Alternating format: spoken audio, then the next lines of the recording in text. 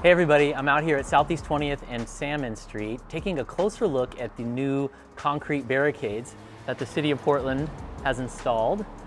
These are 2 of 80 that are going to be installed citywide as part of an initial rollout. This is a follow-on to the Safe Streets installations that the City of Portland installed for COVID streets, right? So everybody hit the streets when COVID first hit, and to facilitate that, the City of Portland put out a bunch of orange barricades and signs. Those were always considered to be a temporary treatment. People ended up moving them around too much, and people, of course, would hit them when they were driving. So these new concrete barricades are meant to be much more permanent and stronger on the street so that they actually do change people's behavior. So let's get out and see how they're working. So as you can see, these are the same type of large round concrete planters PBOT has used on other neighborhood greenways around town. There's some up on North Mississippi, there's some on Northeast Multnomah. They're relatively big, I'd say about 3 to 4 feet in diameter, about 2 to 3 feet high. And since they're placed on these relatively small residential greenway streets, that represents a pretty significant amount of space. So here on Salmon, I visited several installations. On 20th was a relatively busy cross street, so as you could see, the presence of the barrels really changes the dynamic of the intersection.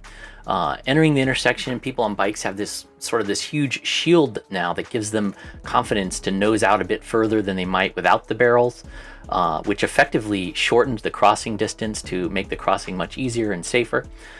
In addition to the barrels themselves, PBOT also has placed yellow 15 mile per hour advisory signs.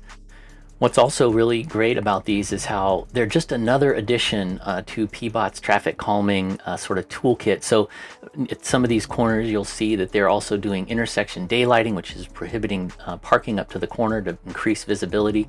And you'll notice here in these clips how that driver had to make a much more deliberate, thoughtful, slower turn. Look at the barricades here in this clip, force the driver to not be able to go straight, so it's impeding their forward movement, which is always a good thing. And as you can see, just a few blocks away on Salmon, there's already an existing roundabout. So there's definitely a cumulative impact of this traffic calming infrastructure. And now we've moved over to, I believe this is 24th and Ankeny. So this was actually a location where PBOT had a history of crashes.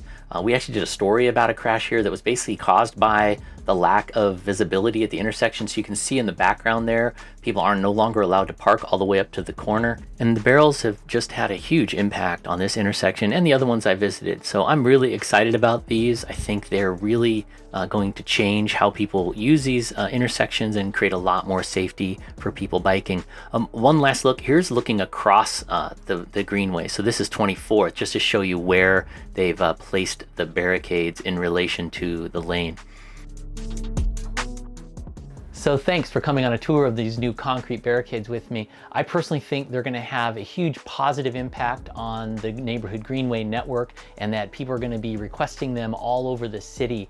I'm really excited that PBOT has taken this step, and I think it's the next iteration of taking our neighborhood greenways from good to great. But I'm really curious what you think.